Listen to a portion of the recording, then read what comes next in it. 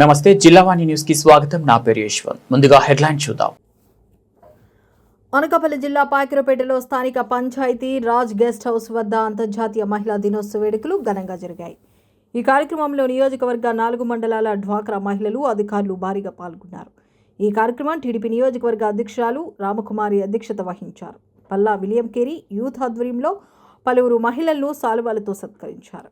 ఈ కార్యక్రమంలో జనసేన ముఖ్య నాయకులు తోట నగేష్, టీడీపీ మండల పార్టీ అధ్యక్షులు చించాలపు పద్దు, పట్టణ అధ్యక్షులు యాళ్ల వరహాలు, రాష్ట్ర కాపు కార్పొరేషన్ డైరెక్టర్ పెద్దిరెడ్డి చిట్టుబాబు, రాష్ట్ర నాటక academy director Palla William Carey, Koppisetti Venkatesh, Guturu Srinivasarao, Majjuri Narayanarao, MPDO Vijayalakshmi మరియు జనసేన వీర మహిళలు, బీజేపీ నేతలు పాల్గొన్నారు. ఈ సందర్భంగా తోట నగేష్ వేదికపై ప్రసంగించారు.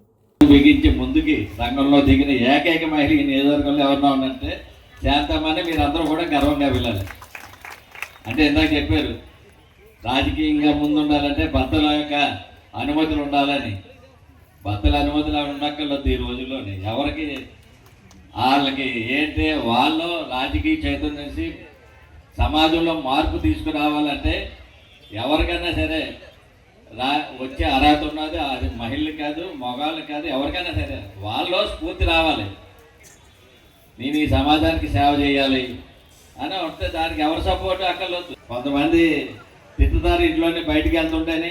కానీ ఈ డ్వాక్రా సంఘాల ద్వారా మహిళల్లో చైతన్యం మొట్టమొదటిగా ఆంధ్రప్రదేశ్లో చంద్రబాబు నాయుడు గారు తీసుకొచ్చారని ఈ సందర్భంలో మీ అందరికీ కూడా తెలియజేస్తున్నాను. ఏంటి, డ్వాక్రా సంఘాలని ప్రవేశపెట్టింది అప్పుడు ప్రధానమంత్రి పివి నరసింహరావు గారిని. దాన్ని భారతదేశంలో మొట్టమొదటిగా ఇంప్లిమెంట్ చేసిన రాష్ట్రం ఏదైనా ఉంటే అది తెలుగుదేశం ప్రభుత్వంలో చంద్రబాబు నాయుడు గారిని మనం అందరం కూడా గుర్తు చేసుకోవాలి. డ్వాక్రా సంఘాలు వచ్చిన తర్వాత మహిళలందరూ కూడా ఆలకాలు స్వశక్తిగా ఈ పక్కన ఉన్న గ్రామాలు ఉండాలంటే పాకిరేపేట ఆటో ఎక్కేసే స్థాయికి వచ్చారు ముందు. ఆ తర్వాత సెల్ ఫోన్లో వచ్చే వాళ్ళకి సెల్ ఫోన్లు వచ్చేసి ఏ విధంగా మీ అందరూ కూడా ప్రగతి పదంలో ముందుకెళ్ళారు అన్నది మీ అందరికీ కూడా తెలుసు. ఈ డ్వాక్రా సంఘాల ద్వారా భారతదేశంలో మహిళల్లో ప్రత్యేకమైన చైతన్యం రావడం కాకుండా ఎన్ఆర్జీఎస్ గ్రాంట్ల ద్వారా గ్రామాల్లో అనేక మంది మహిళలందరికీ కూడా చదువుకోలేని నిరక్షరాస్యులందరికీ కూడా 100 రోజుల పని కనిపించిన ఘనత కూడా ఈ ప్రభుత్వానికి దక్కిందని మీ అందరికీ కూడా ఈ సందర్భంలో తెలియజేస్తున్నాను. కాబట్టి మీ స్వశక్తి మీద మీరు నిలబడే విధంగా ఏంటంటే మొట్టమొదటిగా మనం ఇందిరాగాంధీని చూసుకోవాలి. భారత ప్రధాని ఆవిడ ఏ ఉక్కు మనిషిగా ఏ విధంగా ఈ భారతదేశాన్ని పరిపాలించింది.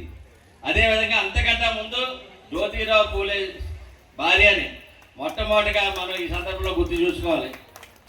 అదేవిధంగా అంబేద్కర్ గారిని ఓటు హక్కు కల్పించిన ఘనత అంబేద్కర్ గారిని మీ అందరూ ఈ సందర్భంలో గుర్తు చేసుకోవాలి. అదేవిధంగా ఈవేళ మన నియోజకవర్గంలో ఒక మహిళ వంగలపూడి అనిత గారు స్వశక్తితో పోరాడి ఒక చిన్న ఉద్యోగం చూసుకొని పొలిటికల్ బ్యాక్గ్రౌండ్ లేకుండా ఈవేళ ఈ నియోజకవర్గాన్ని గతంలో 2014లో శాసనసభ్యురాలకి ఇక్కడ వెళ్తే మళ్ళా 2019లో వైఎస్ఆర్ ప్రభుత్వం అధికారంలోకి వచ్చిన తర్వాత అనేక ఇబ్బందులు పెడితే పోరాడి ఎదుర్కొని ఈవేళ హోమ్ మినిస్టర్ స్థాయికి ఎదిగిందంటే అది మహిళలు గొప్పతనం. ఈ సందర్భంలో మేము అందరూ కూడా స్ఫూర్తిగా తీసుకోవాలి ఇవన్నీ కూడా. అదేవిధంగా మన జిల్లా కలెక్టర్ గారు ఒక మహిళ, ఆవిడ కూడా ఎంతో ప్రయాసపడి ఐఏఎస్ సెలెక్ట్ అయ్యి సమాజాన్ని సేవ చేసే ఉద్యోగం చేస్తుందంటే ఇటువంటి వాళ్ళిద్దరూ కూడా మన జిల్లాకు ఉండడం మన అదృష్టంగా భావిస్తూ ముఖ్యంగా మహిళలందరికీ కూడా ఇది స్ఫూర్తిగా ఉండి మీ పిల్లల భవిష్యత్తు గురించి వాళ్ళని చూపెట్టవలసిందిగా మీ అందరికీ కూడా ఈ సందర్భంలో తెలియజేస్తున్నాం. మరి అదేవిధంగా ఈవేళ మహిళల గురించి ప్రత్యేకంగా ఎన్ని పథకాలు వస్తున్నాయి, ఏమొచ్చినా ఒక హౌసింగ్ లోన్ కానీ ఏమి ఇచ్చినా మీ ద్వారానే ఇస్తున్నారు.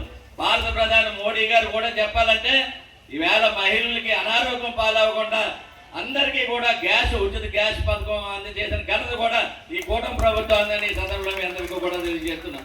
ఈవేళ ఆంధ్రప్రదేశ్ రాష్ట్ర ప్రభుత్వం సిలిండర్లో 3 ఫ్రీ అవ్వడం జరుగుతుంది.